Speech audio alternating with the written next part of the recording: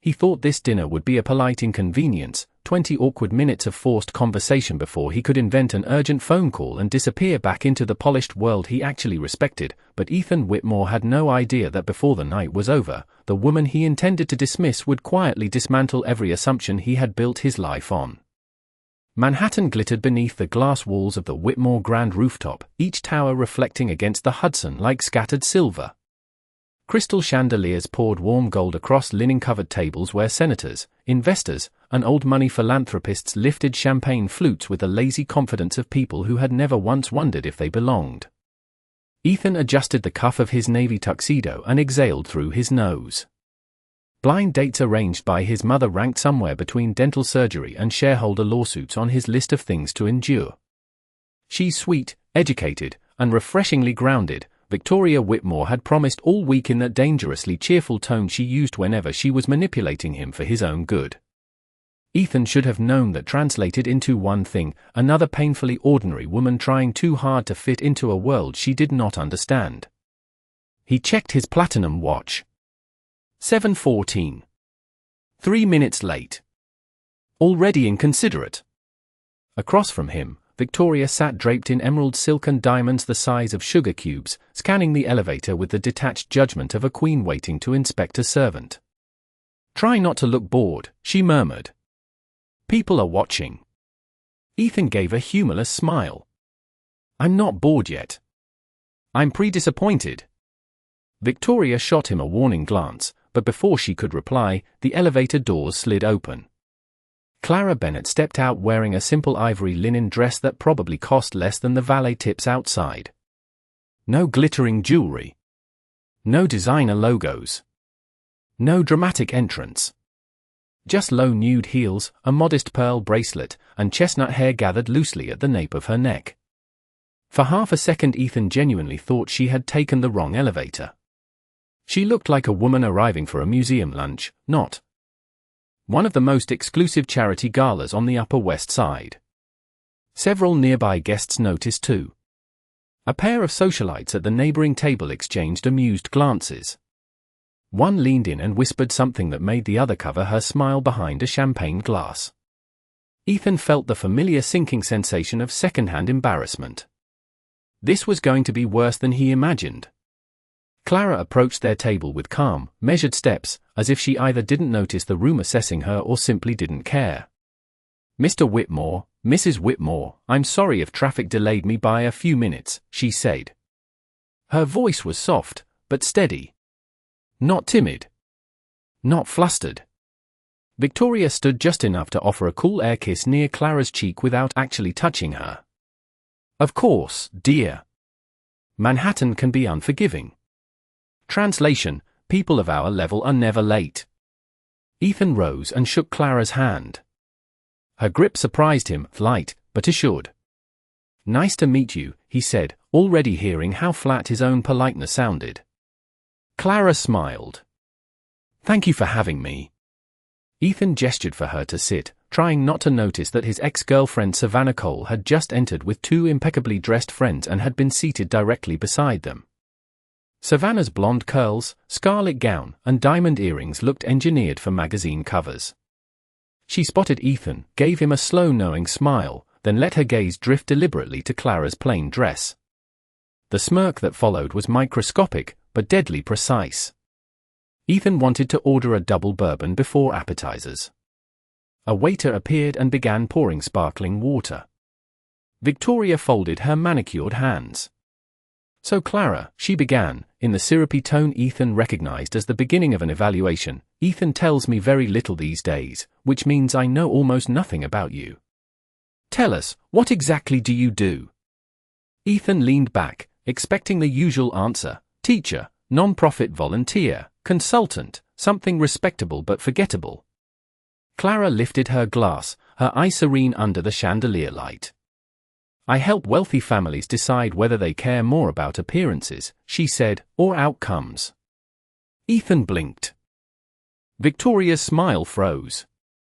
And for the first time that evening, the table went completely still. Victoria Whitmore had spent 30 years mastering the social art of making people feel small without ever raising her voice, and for a brief moment she looked at Clara Bennett the way a jeweler looks at a stone that does not belong in the display case. Ethan saw it immediately. His mother had expected nervous laughter, maybe an apologetic explanation about non-profit bookkeeping or school administration. Instead, Clara had delivered that sentence with the smooth calm of someone setting a chess piece exactly where she wanted it. Victoria recovered first. "How fascinating," she said, though the tightness at the corners of her mouth suggested the opposite. "That sounds rather abstract." Clara took a sip of water. "Only because most people confuse generosity with publicity." Ethan nearly coughed into his glass. Across the neighboring table, Savannah's blonde head tilted slightly, clearly listening now. One of her friends stopped mid-conversation. It was subtle, but the energy around them had shifted by an inch, just enough for Ethan to feel his evening slipping away from the script he had already written in his mind. He folded his hands. "So you work in philanthropy?" he asked, this time with actual curiosity. Clara looked toward the ballroom where servers moved beneath golden lights carrying trays of seared salmon and miniature desserts arranged like museum pieces. "I work in strategic humanitarian partnerships," she replied. "Mostly I help organizations decide whether they want to solve a problem or simply be photographed beside one." Victoria gave a small laugh that sounded too bright. "That is quite a cynical way to describe charity." Clara smiled politely. "Experience can sound cynical when it is accurate." Ethan felt something unfamiliar tug at the edge of his attention. She was not aggressive. That was what made it unnerving. Clara never sharpened her tone, never leaned forward, never performed superiority. She simply answered as if she had no need to compete for air in the room. And somehow that made everyone else sound like they were trying too hard. Men in tuxedos passed their table greeting Victoria and Ethan by name, but Ethan noticed several of them glancing twice at Clara, as if trying to place where they had seen her before. She acknowledged each nod with calm warmth, never volunteering explanation. Savannah, meanwhile, had become visibly invested in pretending she was not eavesdropping. The waiter returned with menus embossed in gold.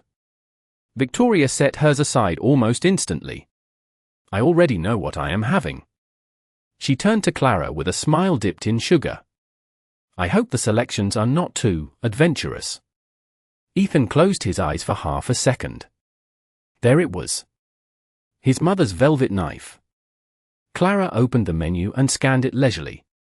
"I spent 2 months in northern Italy negotiating water access with municipal leaders who argued over lunch for 4 hours at a time," she said. "After that, nothing on a dinner menu feels adventurous." Ethan looked up. "You negotiated international infrastructure?" Clara nodded. "Among other things." Savannah's friend actually lowered her fork. Victoria's fingers tightened slightly around her napkin. Ethan could almost hear his mother recalculating. This was not the sweet local girl from a tasteful family luncheon she had envisioned. This woman was composed in a way old money respected and feared, because composure without visible effort suggested hidden leverage. "And where did you study?"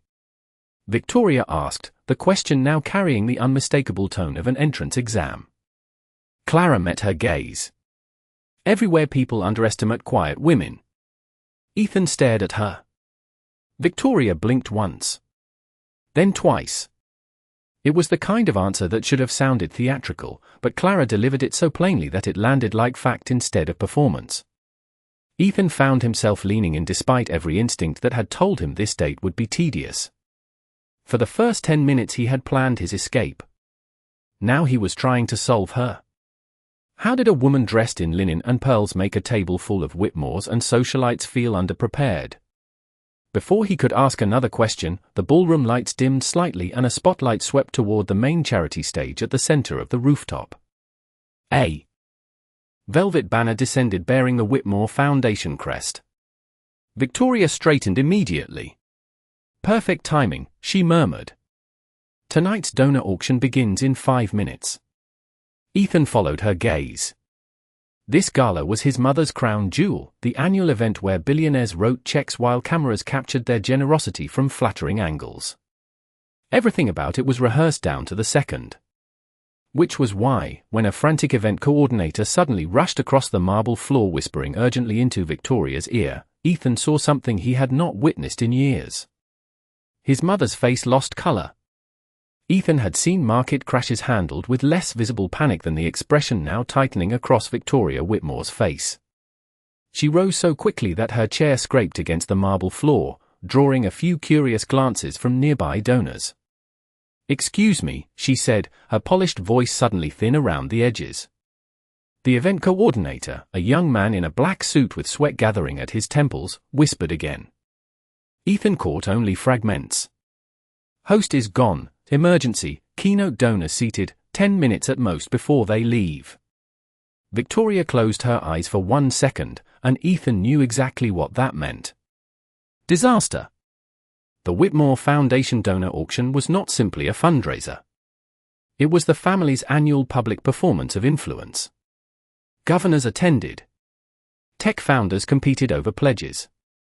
Society pages photographed every crystal centerpiece and every oversized check. If the evening collapsed in front of this crowd, tomorrow's headlines would not say unfortunate scheduling issue. They would say Whitmore incompetence. Victoria turned sharply to Ethan. "Find Jeremy," she hissed, referring to the scheduled auction host, a nationally known television personality whose face was currently nowhere in sight. "He is in a car on the FDR with food poisoning," the coordinator blurted before Ethan could move. Victoria stared at him. "You are joking." "I wish I were." Ethan felt the air around the table constrict. Savannah and her friends were openly watching now, their conversation abandoned. Across the ballroom, clusters of donors had begun drifting toward the stage, expecting the centerpiece event to begin. A string quartet played softly near the windows, but even their polished notes could not disguise the ripple of confusion moving through the room. "Can one of the board members do it?" Ethan asked. The coordinator swallowed. Mrs. Whitmore was supposed to introduce Jeremy, but no one prepared the full auction remarks except him. "The keynote donor from California is threatening to leave by 8 o'clock. He has a private jet slot." Victoria pressed 2 fingers to her temple. Ethan knew that donor. Charles Bellington. For $1 million pledged if tonight went well. 0 if tonight looked amateur. "Wonderful," Victoria muttered, each syllable edged in ice. 300 of the most judgmental people in Manhattan, and our host is vomiting in traffic. Clara had remained silent through the exchange, her hands folded neatly beside her untouched appetizer plate. Ethan almost forgot she was there until she asked, in the same measured tone she had used all evening, how much of the program depends on the host's transitions. Victoria turned, visibly irritated at being addressed mid-crisis by the woman she had spent dinner attempting to classify. "Practically all of it," she snapped. "Why?" Clara nodded once. "Then the evening does not need a celebrity. It needs continuity, donor psychology, and someone who understands where the money actually wants to go." Ethan stared at her. Victoria blinked in disbelief. "I am sorry." Clara stood, smoothing the front of her linen dress as though rising from a quiet brunch rather than the edge of a social catastrophe. "Your donors are not here for Jeremy Vale," she said. "They are here to feel important, effective, and publicly generous. If you lose emotional pacing in the next 7 minutes, half the pledges disappear." The coordinator looked at her with desperate confusion. Ethan felt his own skepticism flare. "And you know this because..." Clara met his eyes, calm as still water. "Because I have rebuilt 3 collapsing auctions larger than this one." For a moment no one spoke. The quartet continued playing somewhere behind them. Glasses clinked. Waiters crossed the floor with trays no one was touching. Yet at their table the silence had become electric. Victoria gave a short, incredulous laugh. "You expect me to hand the microphone at my foundation gala to someone I met 15 minutes ago?" Clara tilted her head slightly. "No, Mrs. Whitmore. I expect you to decide whether pride matters more than $4 million. Ethan actually felt that sentence hit the center of his chest. Victoria opened her mouth, then stopped. Her eyes darted toward Charles Bellington, already checking his watch near the front row. Nearby donors were shifting in their seats. Murmurs had begun. Time was bleeding out in plain sight. Clara reached for the event packet lying beside the coordinator's trembling hand. She flipped through the auction schedule with quick, precise movements, scanning names, pledge tiers, beneficiary stories, and sponsor placements as if she had known the program for weeks. Then she looked up. "You have 6 minutes," she said quietly. "If you want to save this night, let me change the room." Victoria Whitmore had built an empire on controlling optics, and surrender was not a language she spoke fluently, yet Ethan watched the exact second she realized she had run out of alternatives. Her jaw tightened. Her fingers, still wrapped around the stem of a crystal glass, went white. Around them the ballroom continued its elegant descent toward embarrassment. Charles Bellington was already murmuring to his assistant. 2 hedge fund couples near the front had begun checking their phones. Savannah leaned toward her friends with the unmistakable smile of someone anticipating social wreckage she could discuss over brunch for weeks. Every polished second made the Whitmore name look less prepared. Victoria inhaled slowly. "If this fails," she said to Clara, each word clipped, "it fails on your shoulders." Clara did not flinch. "Then let us make sure it does not fail." She turned to the coordinator. "Move the video tribute from slot 4 to immediately after the second donor recognition. Delay dessert service by 12 minutes. Ask the quartet to stop playing once I take the stage. We need silence, not wallpaper." The young man stared. You want me to change the full run sheet?" "Yes," Clara said. "Right now." Something in her tone left no room for hesitation. He ran. Ethan stood frozen. It was not merely that she was giving orders. It was that everyone obeyed as if they should have been listening to her all along. Clara glanced once at the packet again, memorizing names with astonishing speed. Charles Bellington pledged to pediatric cancer research after his grandson's diagnosis 2 years ago, correct? Victoria blinked. "Yes." "Good. He stays if the room becomes personal before financial." Clara turned to Ethan. "Who among your younger donors wants visibility more than tax deductions?" Ethan opened his mouth, then shut it. He had no idea why he answered, but he did. Preston Hale. Naomi Sterling. The Langford brothers. Clara nodded. "Perfect. Their egos will prime the first wave." Ethan stared at her like he was watching someone solve an equation in a language he did not know existed. Clara stepped away from the table and toward the backstage curtain, her simple heels clicking softly over marble while tuxedos and gowns parted around her. There was no dramatic flourish, no visible nerves, no frantic rehearsal. She moved like someone who had entered rooms on fire before and never once needed to raise her voice. Victoria leaned toward Ethan, whispering sharply, "Do you know who this woman is?" Ethan kept his eyes on Clara. Not even remotely. The house lights dimmed further. A low murmur rolled through the ballroom as guests turned toward the stage, expecting the familiar polished television grin of Jeremy Vale. Instead, Clara Bennett walked into the spotlight wearing plain ivory linen under a ceiling of chandeliers worth more than most suburban homes. The room hesitated. Ethan actually heard a fork clink against porcelain somewhere near Savannah's table. Confusion spread in delicate ripples. Who was she?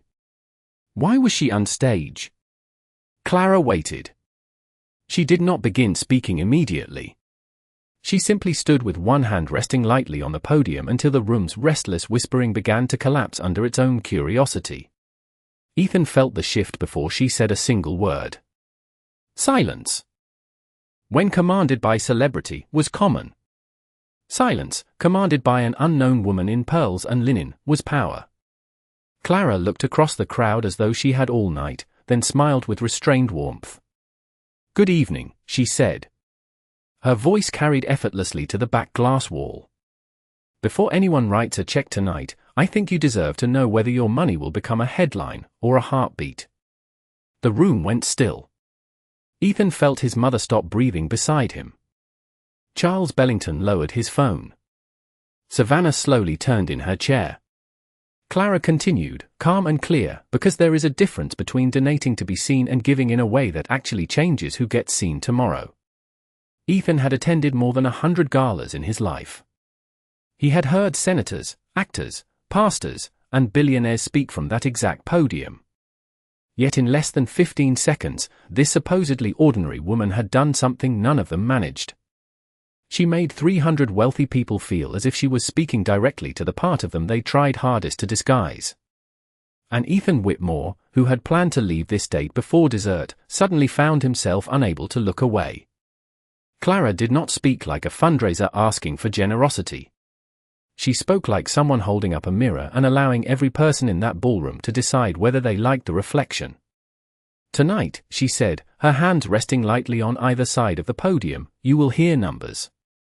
You will hear pledge tiers, matching campaigns, recognition opportunities, naming privileges, and strategic initiatives. Those words are useful. They make philanthropy sound organized.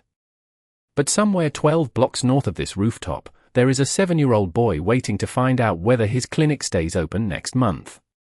He does not care what our centerpiece flowers cost. A soft ripple moved through the crowd. Not laughter. Not conversation. Discomfort. Ethan felt it too. Clara had done the unthinkable in a Manhattan donor room. She had made wealth feel visible. Charles Bellington slowly lowered himself back into his chair. Naomi Sterling uncrossed her legs and turned fully toward the stage. Even Preston Hale, whose attention span rarely survived beyond his own name being announced, had stopped glancing at his phone. Clara continued with the exact rhythm of someone who understood not only what to say, but when to leave silence hanging long enough for people to hear themselves thinking. The Whitmore Foundation has funded extraordinary programs, she said, nodding graciously toward Victoria. Scholarships, pediatric support, housing access. Tonight can add to that legacy. But only if this room chooses substance over ceremony. Victoria, standing beside Ethan, looked as though she had swallowed a completely new understanding of oxygen. Ethan could not remember the last time he had seen his mother speechless. Clara opened the event packet and, without missing a beat, shifted into donor recognition. Yet somehow she made even that feel intimate. Mr. Preston Hale recently funded a literacy bus that now reaches 5 counties in Ohio. Preston straightened instantly, surprised and pleased. Ms. Naomi Sterling's maternal health grants have reduced emergency travel times for expecting mothers in rural Arizona. Naomi blinked, visibly touched that anyone on this glittering rooftop knew the specifics. Clara was not flattering them. She was translating their money into consequences. Ethan watched the genius unfold in real time. Every donor she named sat taller, not because they were rich, but because she made them feel useful. Then she pivoted exactly where she promised she would. And Charles Bellington, she said, turning toward the silver-haired billionaire near the front, once told a hospital board that no grandfather should have to wonder whether a machine exists but remains one donation out of reach. Charles looked up sharply. Ethan saw his assistant whisper, stunned. Clara smiled gently. I suspect many children sleeping tonight would thank you if they knew your name. Charles removed his glasses. The room was completely silent now. Savannah's fork had been resting untouched for nearly 10 minutes. Victoria clutched Ethan's forearm without realizing it. Clara had not simply rescued the auction. She had changed the emotional altitude of the entire ballroom. The evening no longer felt like a vanity parade wrapped in violin music. It felt personal, necessary, human. Ethan had spent his whole life around polished wealth, around men who knew how to dominate rooms through volume, status, and entitlement. Clara was doing something infinitely rarer. She was making people volunteer their attention. Now, she said softly, if we are finished admiring ourselves for attending a beautiful dinner, let us see what happens when beautiful intentions become expensive commitments. The first paddle rose before she even announced the opening item. Preston Hale. $200,000. Naomi Sterling immediately countered with $250. One of the Langford brothers laughed and lifted his own paddle at $300. A murmur of competitive excitement surged across the ballroom. Ethan heard actual applause break out at the second item, then louder at the third. Charles Bellington, who had been preparing to leave, raised his hand and pledged $1 million before dessert had even been served. The coordinator backstage nearly dropped his clipboard. Victoria whispered, "Dear Lord." But Ethan barely heard her. He was staring at Clara Bennett under the chandelier light, this woman in a simple linen dress who had arrived as his mother's social compromise and had somehow become the gravitational center of 300 millionaires. She had not begged. She had not dazzled. She had not performed. She had simply spoken as if truth belonged in the room more than prestige did. And Ethan felt a deeply unfamiliar sensation tightening in his chest. For the first time in years, he was no longer the man evaluating the woman across the evening. He was the one trying desperately to catch up. When the final pledge total flashed across the projection screen, a collective gasp swept through the rooftop ballroom. $8.3 million. Nearly double the Whitmore Foundation's highest auction in 10 years. Applause thundered against the glass walls, donors rose to their feet, cameras flashed, and the same social circle that had spent the first hour admiring one another was now staring at Clara Bennett as if she had materialized from some private boardroom legend none of them had been informed about. Clara stepped away from the podium with the same calm expression she had worn all night, as though transforming a collapsing gala into the most successful fundraiser of the decade required no more energy than ordering tea. Ethan remained seated for one extra second because his body had not yet caught up to what his mind was witnessing. Savannah's mouth was slightly open. One of her friends whispered, "Who is she?" but no one at that table seemed capable of answering. Victoria moved first, crossing toward the stage with a smile that looked assembled from pure disbelief. "Ladies and gentlemen," she announced, taking the microphone as the applause softened, "I believe tonight we have all just been given an unexpected master class." Laughter rippled warmly through the crowd. Victoria turned toward Clara. "Miss Bennett, on behalf of the Whitmore Foundation, I am extraordinarily grateful." Ethan almost smiled at the pause before grateful. For Victoria Whitmore, public humility was rarer than snow in July. Clara inclined her head. "The children are the ones who should benefit from gratitude, Mrs. Whitmore." Another wave of applause followed. Ethan stood now, but instead of moving toward the donors swarming his mother, he watched Clara descend the stage steps. Wealthy men who usually expected rooms to part for them were waiting to shake her hand. Women who had ignored her linen dress an hour ago were suddenly introducing themselves with polished enthusiasm. Charles Bellington personally approached, clasping both of Clara's hands, and Ethan caught the old billionaire saying, "Young lady, if you ever run another event, I want my office called first." Clara thanked him with that same maddening serenity. No gushing. No visible triumph. No attempt to capitalize on attention. It was as if she existed entirely outside the desperate economy of approval everyone else in the room traded in. Ethan finally moved toward her, but every 3 feet someone else intercepted her with congratulations. Naomi Sterling. Preston Hale. A state senator. 2 foundation trustees. Each one looked faintly embarrassed, as if realizing they had overlooked someone who clearly belonged at the center of the room long before she stepped onto the stage. Ethan found that realization hitting him with uncomfortable force. He had done the same thing.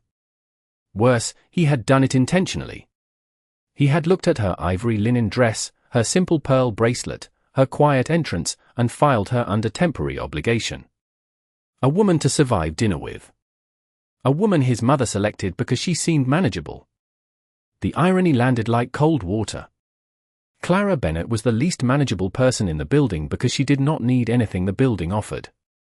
Savannah approached Ethan, swirling the last of her champagne. "Well," she said lightly, "your mother certainly knows how to pick surprises." Ethan barely glanced at her. Apparently. Savannah studied him for a moment, then looked toward Clara with narrowed eyes. "Be careful," she murmured. "Men like you do not usually enjoy women who make them feel replaceable." Ethan turned fully toward Savannah now. "That is interesting," he said quietly. "Because tonight is the first time in years I have felt replaceable in the best possible way." Savannah gave a short laugh, but there was no confidence left in it. She drifted back toward her table. Across the ballroom, Clara had finally escaped the donor cluster and was reaching for her small evening bag near their original dinner table as if she intended to leave this historic social upheaval exactly as simply as she entered it. Ethan felt a pulse of urgency he had not expected. If she walked out now, this night would become one more story people told about him. Another Whitmore gala. Another successful fundraiser. But if he let her leave without understanding who she really was, he had the sinking suspicion he would be thinking about that unanswered question far longer than he was comfortable admitting. He adjusted his jacket, crossed the marble floor, and intercepted her just as the elevator doors opened behind her. "Clara," he said. She turned. Her eyes were calm. Almost amused. And for the first time in Ethan Whitmore's carefully controlled life, he heard uncertainty in his own voice. "I think this evening stopped being my mother's event an hour ago. I need to know who exactly I have been having dinner with." Clara studied him for one measured second, as if deciding whether Ethan Whitmore had finally become worth an honest answer. Behind her, the elevator doors opened with a soft chime, spilling silver light across the marble. Guests were still applauding near the ballroom, still congratulating Victoria, still praising the miraculous turnaround of the evening, but here at the edge of the rooftop entrance, the noise felt strangely far away. Clara rested one hand on the strap of her small evening bag. "I assumed your mother told you," she said. Ethan gave a short breath of disbelief. "My mother told me you were grounded." Clara's lips curved. "That is one word for it." Ethan found himself smiling despite the complete inversion of his dignity. "Please," he said, more quietly now. "I spent the first half of this evening underestimating you and the second half trying to understand how badly I miscalculated. I would prefer not to leave with only half the lesson." Clara held his gaze, then stepped away from the elevator doors and toward the quieter corridor overlooking the city. Ethan followed. Below them, Manhattan traffic traced red and white ribbons through the dark avenues. Helicopter lights blinked over the Hudson. For a moment Clara simply looked at the skyline as if the silence belonged to her. "I am the Executive Strategic Director for Mercer Global Humanitarian Advising," she said at last. Ethan frowned. The name landed in his memory like a bell struck underwater. Mercer Global. One of the most elusive philanthropic consulting firms in the country. They advised multinational foundations, sovereign family trusts, and private donor consortiums worth billions. Ethan had heard his mother complain for 2 years that Mercer Global declined almost every partnership request unless the organization met brutal standards of measurable impact. Victoria Whitmore had sent flowers, invitations, even a handwritten letter trying to secure a meeting with one of their directors. "That is not possible," Ethan said before he could stop himself. Clara raised one eyebrow. "Because?" Ethan stared. "Because my mother has been trying to get Mercer Global to consult the Whitmore Foundation since last spring." Clara nodded lightly. "I know." Ethan blinked. "You know." "I reviewed the application myself." The corridor seemed to lose several degrees of temperature. Ethan actually laughed once, but there was no humor in it, only astonishment at the scale of this social collapse. "So my mother spent weeks arranging this date with a woman she thought needed introduction to our world," Clara finished the sentence for him. "While repeatedly asking my office for admission into mine." Ethan closed his eyes. "That is almost offensively poetic." Clara smiled fully now, and Ethan understood with dangerous clarity that this was the first genuine smile she had given him all evening. It transformed her face in a way no diamond necklace could have improved. Warm, intelligent, impossible to rush. To be fair, she said, I did not intend for tonight to become educational. Ethan leaned against the marble column beside her. You could have told us at dinner. Clara looked back toward the ballroom where donors were still orbiting Victoria. Would you have listened the same way if I arrived announcing credentials? Ethan opened his mouth, then stopped. The answer was obvious and humiliating. No. He would have categorized her through titles, through prestige, through whether she sounded sufficiently elite. Instead, she had allowed him to reveal his assumptions in real time. Clara continued, her voice gentle but precise. People are always most honest in the first 20 minutes they think you are unimpressive. Ethan let that settle into him like a diagnosis.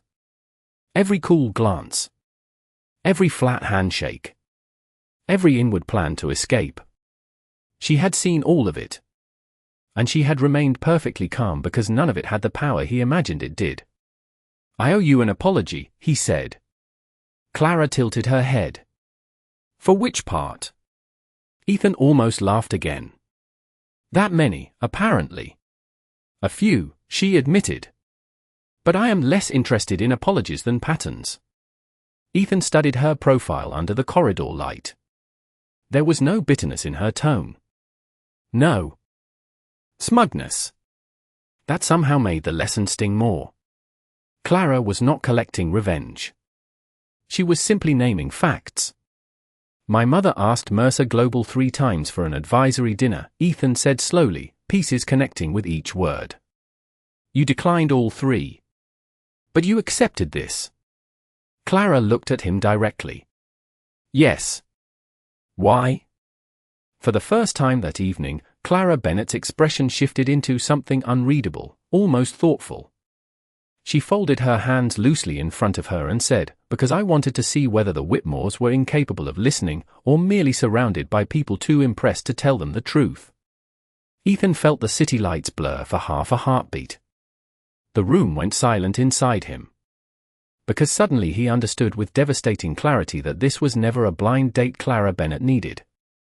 It was an evaluation. Ethan Whitmore had negotiated acquisitions worth hundreds of millions of dollars without once feeling this disarmed. Yet one quiet sentence from Clara Bennett had stripped away every polished defense he usually wore like tailored fabric. An evaluation. The word echoed through him with almost surgical precision. He turned toward the ballroom where his mother was still smiling for cameras, still receiving congratulations for a triumph she had not created, and for the first time in his adult life Ethan saw the Whitmore machine from outside of it. The rehearsed handshakes. The strategic compliments. The assumption that prestige itself was persuasive. How many rooms had he entered believing his last name was enough to command seriousness before he had earned any? He exhaled slowly. And your conclusion? He asked. Clara did not answer immediately. She looked down at the city lights 30 floors below, where yellow cabs threaded between avenues and ordinary people moved through a Tuesday night that knew nothing of donor auctions or foundation politics. Your mother wants measurable influence, Clara said at last. That is not a flaw. Most wealthy families want legacy. The problem is that legacy becomes cosmetic when no one in the room is allowed to challenge the family writing the checks. Ethan absorbed that in silence. It was not cruel. It was worse. It was accurate. Clara turned toward him. Tonight, before the emergency, every conversation at that table revolved around proving belonging. Schools. Travel. Menus. Optics. That is what insecure wealth does. It performs itself. Ethan felt the truth of that settle like weight on his shoulders. Victoria testing Clara's education. Savannah displaying effortless glamour. Ethan himself scanning for signs that Clara fit the invisible social template. None of them had discussed outcomes. None of them had discussed people. They had discussed status in expensive wrapping. You think we are shallow, he said quietly. Clara shook her head. I think you are unpracticed at being contradicted. The sentence landed harder than any insult could have. Because Ethan knew she was right. In boardrooms people agreed with him because he was competent and because he was a Whitmore. In social circles they admired him because he was handsome, wealthy, and useful. In relationships, women often adapted themselves to the gravitational pull of his schedule, his preferences, his convenience. Very few people interrupted his certainty. Clara had done nothing but interrupt it since arriving 3 minutes late in a linen dress. Ethan let out a low breath that almost became a laugh. This is humiliating. Clara's expression softened just enough to register the beginning of sympathy. No, she said. Humiliation is what happens when someone is publicly made to feel small for entertainment. Ethan thought instantly of his first internal reaction when she stepped off that elevator. The neighboring smirks. Savannah's microscopic smile. Victoria's velvet questions. His own pre-written dismissal. Clara continued, this is perspective. They feel similar at first. Ethan looked at her and felt the full force of the lesson she was handing him without theatrics, without vindictiveness, without once asking him to admit defeat. She had every reason to enjoy his discomfort. Instead, she was offering him understanding, which made his discomfort impossible to escape through pride. Behind them, the ballroom doors opened and Victoria's voice rang out calling Ethan's name. Donors wanted photographs. Reporters wanted comments. The Whitmore Foundation wanted to preserve the narrative before anyone asked who the mysterious woman on stage had been. Ethan ignored the call. My mother still does not know who you are, does she? Clara smiled faintly. Not officially. Ethan shook his head in disbelief. When she finds out Mercer Global sent its executive strategic director to what she believed was a matchmaking dinner, I may actually witness her first existential crisis. Clara gave a quiet laugh, and the sound surprised him by how much he wanted to hear it again. It was not loud. Not practiced. Just genuine enough to cut through the chandelier glitter and social noise like something refreshingly real. Victoria called his name again, sharper this time. Ethan did not turn. He was looking at Clara as if the entire rooftop had narrowed to one calm woman and one collapsing worldview. Tell me something honestly, he said. Before tonight, what did you expect from me? Clara considered him for a moment, then answered with disarming simplicity. Very little. Ethan winced. She did not smile to soften it. She did not need to. Because in that instant he realized the most unsettling truth of the evening. Clara Bennett had not come here hoping to impress the billionaire's son. She had arrived fully prepared to be disappointed by him. And Ethan Whitmore felt a sudden, unfamiliar need to prove that disappointment premature. For several seconds Ethan Whitmore simply stood there, listening to the city hum beneath them and to the uncomfortable honesty of his own thoughts. Very little. Clara Bennett had expected very little from him, and the painful part was not that she said it. The painful part was that he had spent the first hour of the evening earning exactly that expectation. Behind them, camera flashes burst from the ballroom entrance as Victoria continued salvaging ownership of the narrative. Donors laughed. Glasses clinked. Somewhere a reporter was probably praising Whitmore leadership. Yet none of it felt remotely important compared to the woman standing in front of him in an ivory dress that had quietly become the most commanding thing in the building. Ethan straightened, not with the polished confidence he usually deployed at galas, but with something less practiced and far more difficult. Sincerity. Then I would like 10 minutes, he said. Clara blinked once. 10 minutes for what? To be less disappointing than the man you met at 7:14. For the first time all night, Clara looked genuinely caught off guard. Ethan gestured toward the private terrace beyond the corridor, a smaller balcony overlooking the river where the gala noise faded into distant music. No audience. No foundation politics. No donor paddles. Just 10 honest minutes. Clara studied him, measuring whether this was another performance from a man suddenly aware he had failed his own social exam. Ethan did not fill the silence. He had learned at least that much tonight. Finally Clara nodded. They stepped onto the terrace where the April air carried a cool trace of rain and the Hudson reflected the city in fractured ribbons of gold. Ethan loosened his jacket and leaned lightly against the stone railing. You were right, he said. About all of it. Clara folded her hands. That is a broad confession. It should be. Ethan gave a faint smile. I judged you in under 5 seconds. My mother judged you in under 3. Savannah judged you before you sat down. We all assumed the same thing because your dress was simple and your voice was quiet. Clara said nothing. Ethan continued, each word feeling strangely cleaner the more honest it became. I am used to rooms where everyone signals value the same way. Labels, schools, contacts, confidence, who knows whom. It becomes reflex. Tonight you walked into that reflex and made it look embarrassingly juvenile. Clara looked out at the river. Most people do not enjoy realizing they are predictable. No, Ethan admitted. But I am beginning to suspect it is useful. A small silence settled between them, softer now. No hostility. No social fencing. Just two people standing above Manhattan without chandeliers dictating the mood. Ethan turned toward her. Tell me something. Why did you actually come tonight? You could have declined my mother the same way Mercer Global declined everyone else. Clara traced one finger along the pearl bracelet at her wrist before answering. Because organizations reflect families. Families reflect individuals. On paper, the Whitmore Foundation had resources, reach, and admirable ambition. But paper never tells me whether the people behind the money are capable of growth. Ethan absorbed that. And now? Clara looked at him. Her eyes were steady, impossible to charm through.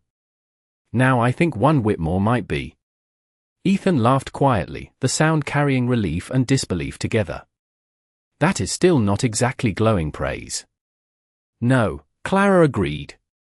But it is significantly better than very little. He smiled then, genuinely, and something shifted in the night around them. Not dramatic. Not cinematic in the obvious way.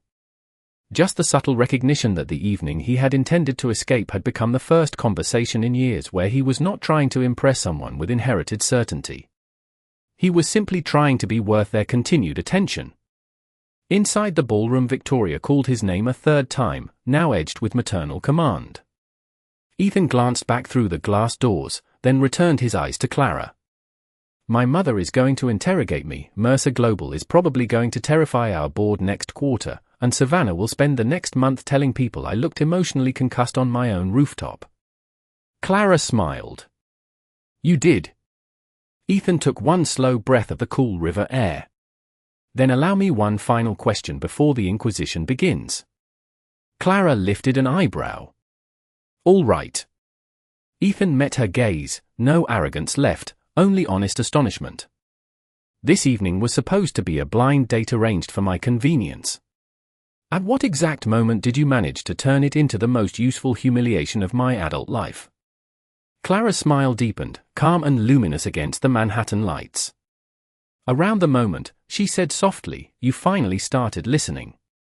And Ethan Whitmore, billionaire heir, gala fixture, lifelong controller of rooms, stood there utterly stunned by the quiet woman who had changed the entire night simply by refusing to perform for any of it.